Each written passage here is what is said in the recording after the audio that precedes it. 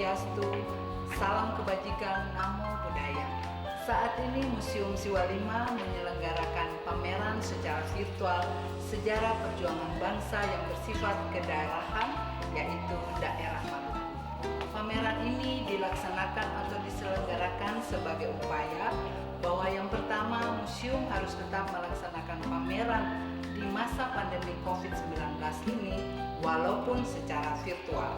Yang kedua, museum turut merayakan dan memeriahkan HUT Republik Indonesia ke-75 tanggal 17 Agustus 2020 dan HUT Provinsi Maluku ke-75 tanggal 19 Agustus 2020, dan yang ketiga, turut memeriahkan Pekan Kebudayaan Daerah Maluku. Pameran ini dibiayai oleh anggaran dana alokasi khusus non-fisik BOP Museum tahun 2020. Pameran virtual ini bertemakan dari Maluku untuk Indonesia. Mari para pengunjung semua, ayo kita berkunjung ke ruang pameran dan pengunjung akan dipandu oleh pemandu Museum Siwa 5. Silakan berkunjung. Halo Pak Saudara, salam jumpa dalam acara pameran virtual Museum Siwa 5 Ambon. Kali ini saya akan menampilkan tentang Maluku masa lampau. Dalam film pertama, orang Maluku berasal dari orang-orang Melanesia juga. Kata Melanesia berasal dari bahasa Yunani yang merupakan paduan dari dua kata, yaitu Mela artinya hitam dan Nesia artinya pulau-pulau. Sehingga Melanesia berarti gugusan pulau-pulau yang penduduknya berkulit hitam. Kehidupan manusia prasejarah di Maluku dapat kita temukan pada goa-goa yang berada di Pulau Seram, Buru, dan juga Kei. Hal ini dibuktikan dengan banyaknya lukisan-lukisan pada dinding gua berupa matahari, bulan, dan perahu, serta yang lain. Nah, ini menceritakan manusia prasejarah di Maluku. Pulau Seram yang dijuluki Pulau Ibu atau juga Nusa Inah. Mengapa demikian? Karena dianggap sebagai pusat penyebaran penduduk di Pulau Maluku di sekitarnya. Penduduk asli Maluku Seram dikenal sebagai suku Alifuru atau manusia alam yang terdiri dari dua suku, yaitu suku Alune dan Wamale. Yang demikian peradaban Pulau Seram. Ya, saudara semua, kita sekarang berada kepada vitrin yang kedua, yaitu Maluku Pusat Rempah Dunia. Orang Maluku sangat kaya dengan pala dan cengkeh. Makanya Maluku disebut sebagai pusat penghasil rempah dan telah berperan penting bagi arus perdagangan rempah dunia. Daya tarik rempah-rempah Maluku itu bukan saja karena kebutuhan manusia dalam berbagai kepentingan, tetapi juga rempah-rempah itu mampu membawa perubahan besar dalam sejarah dunia. Kemasyhuran rempah-rempah Indonesia berlanjut ketika Kerajaan Sriwijaya dan Banten mencapai puncak kejayaannya sebagai pusat perdagangan rempah-rempah. Kejayaan perdagangan di Pulau Jawa dan Sumatera kemudian mendengungkan Maluku sebagai pusat penghasil rempah dan telah berperan penting dalam arus perdagangan rempah-rempah dunia. Dari rempah-rempah di Maluku, maka datanglah bangsa Barat ke Maluku untuk menjajah orang Maluku. Nah, bangsa yang pertama masuk ke Maluku adalah bangsa Portugis tahun 1512, dipimpin oleh armada dagang oleh Francisco Serrao. Dia mendarat di desa Nusa Telu yang sekarang diperkirakan adalah desa Asilulu di Jazirah Laihitu. Raja Hitu menyambut bangsa Portugis dengan baik sekali. Mulai dari saat itu terjadilah kontak antara bangsa Portugis dengan bangsa atau orang Ambon. Kemudian pada waktu itu orang Hitu sedang berperang melawan pulau-pulau di Seram. Maka bangsa Portugis membantu Raja Hitu untuk berperang melawan desa-desa di Seram. Kemudian Portugis mendirikan benteng di kota Ambon dengan nama Nusa Sanhora da Anusada yang artinya sampai di sini Bunda Maria di Maluku. Pada fitri keempat melanjutkan masuknya Portugis di Maluku. Belanda masuk ke Maluku pada tahun 1602 dan mendirikan armada dagang dengan nama Verenigde Oost-Indische Compagnie atau kita sebut dengan VOC untuk mengelola dan memonopoli kapitalisme dagang rempah-rempah pada saat itu. Pada tahun 1605, VOC di bawah pimpinan Stephen van der Hagen menyerang benteng Portugis yang kita sebut dengan Nossa Senhora da Anunciada, kemudian mengganti nama benteng ini menjadi Victoria. Pada fitri yang sama juga kita menampilkan koleksi peninggalan Inggris, dan pada tahun 1796 hingga 1802 Inggris masuk ke Maluku sehingga sistem perdagangan rempah-rempah pada itu juga cukup membaik. Dan para pemuda pada saat itu berkeinginan untuk masuk ke dalam Korps 500 atau 500 orang yang dipimpin oleh Kapitan Patimura. Dan kejayaan Inggris harus berakhir dengan kekalahannya terhadap negara-negara sekutu Eropa yang diakhiri dengan Konvensi London pada tahun 1814 dan Kongres Wina pada tahun 1815. Tahun 1816 berdasarkan Konvensi London, wilayah Indonesia termasuk Maluku dikembalikan kepada pihak pemerintah Belanda sehingga pada akhirnya Korps 500 dibubarkan. Kapitalisme dagang yang diterapkan oleh VOC atau Belanda pada saat itu membuat masyarakat resah sehingga Patimura dan kawan-kawan membuat suatu proklamasi yang kita sebut dengan proklamasi harian sehingga para pemangku kebijakan pada saat itu dari Belanda, ekspedisi Beaches diterapkan untuk menyerang benteng Dorestede yang pertama kali ditetapkan di Waihania sebelah tenggara benteng Dorestede. Namun kondisi alam tidak mendukung pendaratan sehingga pendaratan dialihkan ke pantai Waisisil yang nantinya membawa fatal bagi ekspedisi ini. Tepatnya pada jam 10 pagi, mereka telah ditunggu oleh pasukan Patimura dan dipimpin oleh Thomas Matulesi dan Anthony Ribo.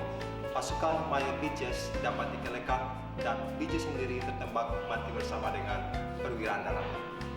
Selain pertempuran di Waisisil, pertempuran lain juga terjadi di Desa Owu dan Ulat, tepatnya pada tanggal 18 November 1817. Pimpinan ekspedisi Mayor Meyer memerintahkan penyerangan besar-besaran ke Desa Owu dan Ulat. Di kedua desa ini terdapat benteng pertahanan rakyat yang sangat kuat. Dari laut bergerak armada Belanda dan disertai oleh kora-kora milik Ternate dan Tidore. Kedatangan ini telah ditunggu oleh Said Barita, Sarasasanaki, Kapitan Isikowi, Raja Hanusa dari Tawai, dan Kapitan Paulus Tiahau di benteng pertahanan rakyat, dan Marta Christina Tiahau yang muncul juga dengan pasukan wanitanya. Pertempuran di Desa Owu dan Ulat membuat pemerintah Belanda geram dan menyerbu benteng Dorestede. Penyerangan untuk merebut benteng Dorestede oleh pemerintah Belanda menggunakan dua kapal perang yakni Respighi dan The Despair yang tiba di Saparua pada tanggal 2 Agustus 1817 dan keesokan harinya, tepatnya pada tanggal 3 sore, benteng Dorestede dan kota Saparua dibombardir oleh meriam-meriam armada laut Belanda. Pertempuran heroik di depan Desa Owu dan Ulat berakhir dengan kekalahan pasukan Patimura. Kapitan Paulus Tiahau dan putrinya Marta Christina, Raja Hanusa dari Tawai, Raja Ulat dan Pati Owu ditangkap. Mereka dikirim ke Ambon dengan menggunakan kapal Everstein. Sudah diinterogasi, Busquets menjatuhkan hukuman mati kepada Paulus Tiahau. Karena masih sangat muda, Marta Christina Tiahau dibebaskan dan dibawa dengan kapal Everstein ke Pulau Jawa untuk dipekerjakan secara paksa di perkebunan kopi. Namun kondisi kesehatannya semakin memburuk, sehingga pada tanggal 2 Januari 1818, Marta Christina Tiahau menghembuskan nafas terakhir dan jenazahnya disemayamkan di Laut Banda. Sekarang kita masuk pada cerita penyerahan Jan Rupert Vandenberg, anak dari Residen Vandenberg. Awal peristiwa ini terjadi pada saat pasukan Patimura mengadakan penyerangan ke benteng Dorestede tanggal 16 Mei 1817. Dalam penyerangan itu, semua penghuni benteng termasuk Presiden Johannes Rudolf Vandenberg beserta istri dan ketiga anaknya tewas, kecuali Jan Rupert Vandenberg, anak bungsu Tuan Presiden, yang diselamatkan oleh Kapitan Patimura. Anak ini diberikan kepada Raja Tiwo, yakni Simon Patiwaya, untuk dipelihara dan dibesarkan kemudian diserahkan oleh Raja Tiu, penerusnya Arnold Patiwaier, kepada pemerintah Belanda. Saat usianya tua, Jan Lubert menambahkan marga belakang menjadi Pandeber Bangsa Parwa. Marga tersebut kemudian dipakai oleh anak cucunya hingga saat ini. Saudara dong semua, kita sekarang ada di vitrin masa pemerintahan Jepang. Jepang melakukan penyerangan ke Hindia Belanda yang diawali dengan pendaratan tentara Jepang di Tarakan, Indonesia pada tanggal 10 Januari tahun 1942. Kemudian, tanggal 31 Januari 1942, Jepang melakukan penyerangan ke Ambon dan mendarat di Hitu, Latu Halat, dilanjutkan ke Tulehu, Paso, dan Lehari. Pasukan Belanda dan Australia satu persatu dikalahkan oleh Jepang. Ketika semua pasukan Australia mundur dari perbatasan kota Ambon akibat serangan Jepang, Dolan satu-satunya prajurit Australia yang tinggal dan membalas serangan sehingga menewaskan banyak tentara Jepang. Salah satu bukti pendudukan Jepang di Hulu Selatan, Kecamatan Liksula, yaitu adanya sebuah goa yang oleh masyarakat setempat diberi nama Goa Emoi. Goa ini terletak di bagian barat Kecamatan Liksula, tepatnya Dusun Waifeva, yang berjarak berkurang lebih 2,5 km dari pusat kecamatan.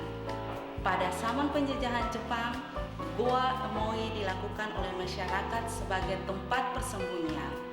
Hal ini dibuktikan dengan ditemukannya tempat perapian, kulit-kulit kerang, dan juga satu kerangka manusia. Menurut tuturan narasumber G. Teslatu, bahwa kerangka yang terdapat di gua ini adalah orang tua yang meninggal saat itu, namun tidak dimakamkan dengan semestinya karena mereka takut tempat persembunyiannya diketahui oleh Jepang, sehingga mereka hanya melakukan pemakaman secara adat dan diletakkan di depan gua. Nah, sekarang kita berada di Maluku zaman kemerdekaan.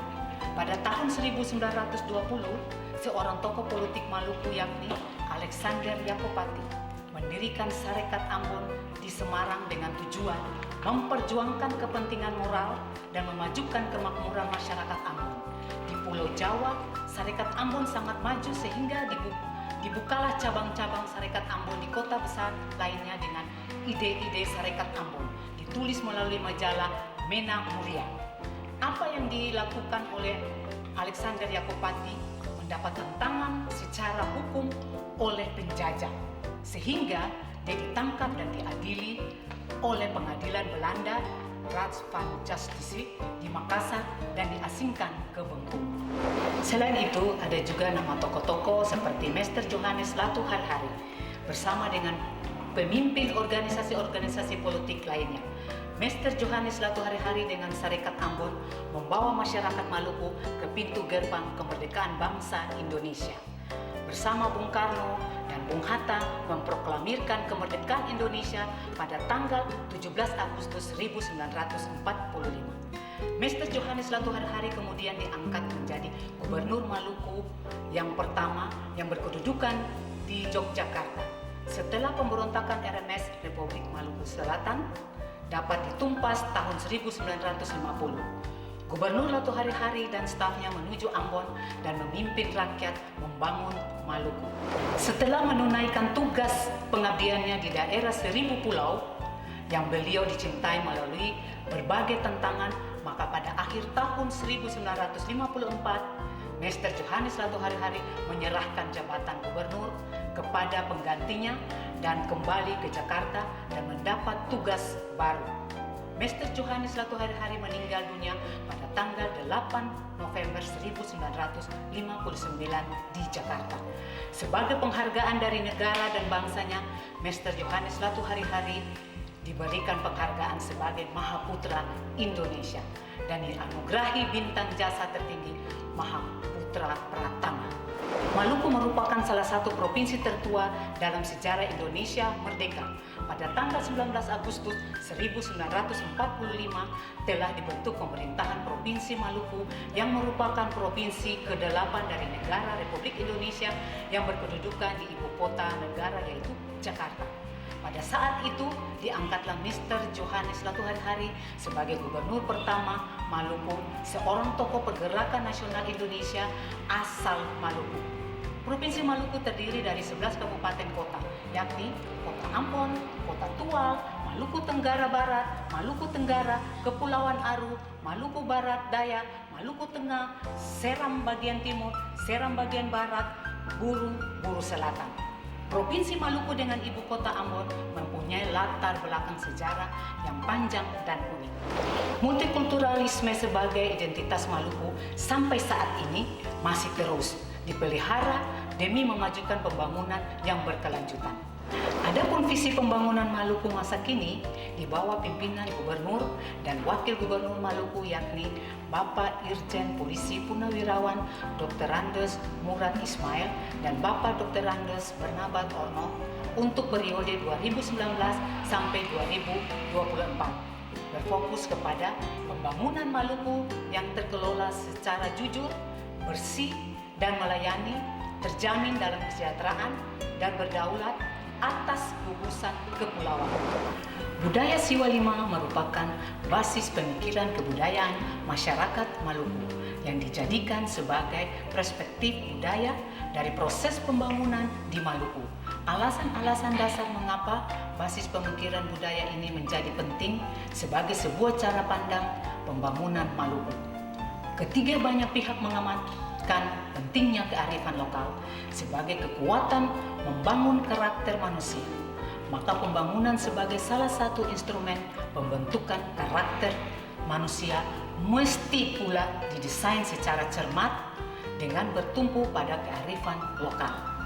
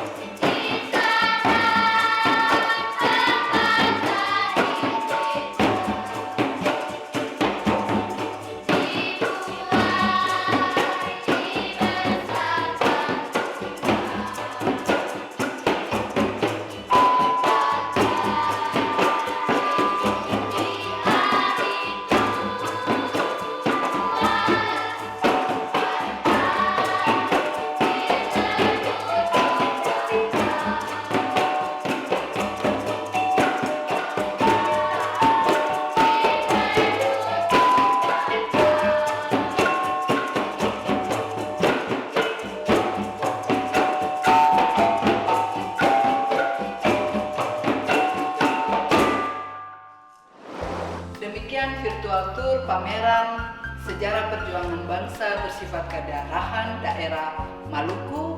Sekian dan terima kasih Amato Museum di Hati Beta.